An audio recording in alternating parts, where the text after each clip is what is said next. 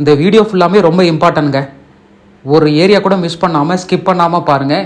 ஏன்னா வரப்போகிற குரூப் 4 இல்லை குரூப் 1 எக்ஸாமில் கண்டிப்பாக ஒரு கேள்வியாவது மினிமம் ஒரு கேள்வியாவது இந்த வீடியோவிலேருந்து வரும். ஃபஸ்ட்டு இம்பார்ட்டண்டான பாயிண்ட் பாருங்கள். 2021-22 தமிழ்நாட்டோட growth ரேட்டு 8% அதிகமாக இருக்கிறதாம்.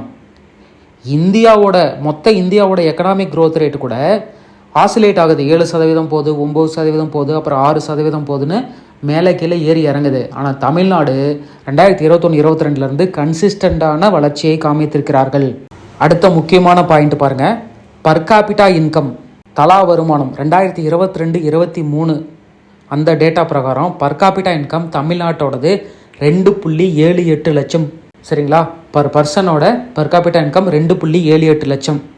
தேசிய வருவாய் பாருங்கள் 1.69 லட்சம் தான். நேஷ்னல் லெவலில் பர் கேபிட்டா இன்கம் 1.69 லட்சம் தான். இது அதோட 1.6 டைம்ஸ் அதிகம். ஸோ இம்பார்ட்டண்டான பாயிண்ட்டாக நோட் பண்ணிக்கோங்க.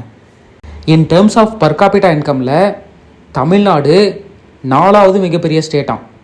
அடுத்து பாருங்கள், தமிழ்நாடு 1 ட்ரில்லியன் எக்கனாமி ஆகணும்னு 2030 டார்கெட்டாக வச்சுருக்கிறாங்க.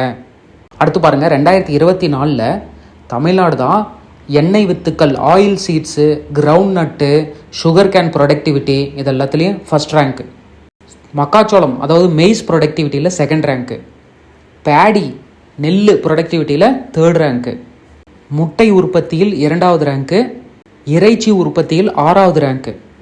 தமிழ்நாடு 1.34 லட்சம் டன்னு ஃபிஷ்ஷை எக்ஸ்போர்ட் பண்ணுதான். இதனால் 6854 கோடி ஃபாரின் எக்ஸ்சேஞ்சு நமக்கு கிடைக்குதான். மைக்ரோ ஸ்மால் மீடியம் என்டர்பிரைசஸ் இருக்கிறாங்கல்ல, அவங்க அந்த டிபார்ட்மெண்ட்டோட உதயம் போர்ட்டல் ஒன்று இருக்குது.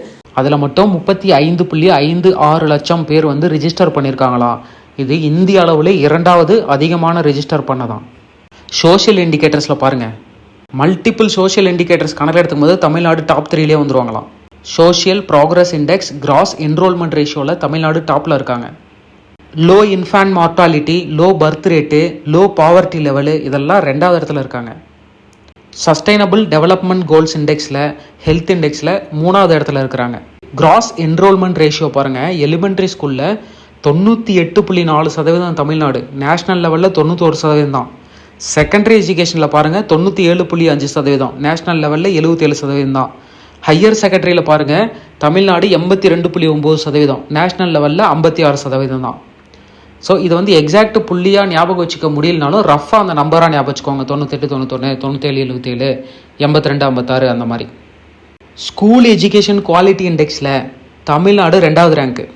நித்தி ஆயோகோட சஸ்டைனபிள் டெவலப்மெண்ட் கோல் 13 அதாவது கிளைமேட் ஆக்ஷன் இண்டெக்ஸில் தமிழ்நாடு தான் டாப் ரேங்க்கு. ஸோ இத்தனை டேட்டா இதில் தமிழ்நாடு எத்தனாவது ரேங்க்கு அப்படின்னு நம்ம கொடுத்துருக்கோம்.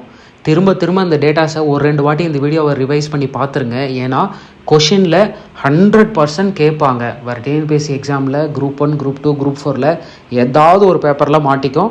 மிஸ் பண்ணிடாதீங்க. திரும்ப ரிவைஸ் பண்ணிக்கோங்க.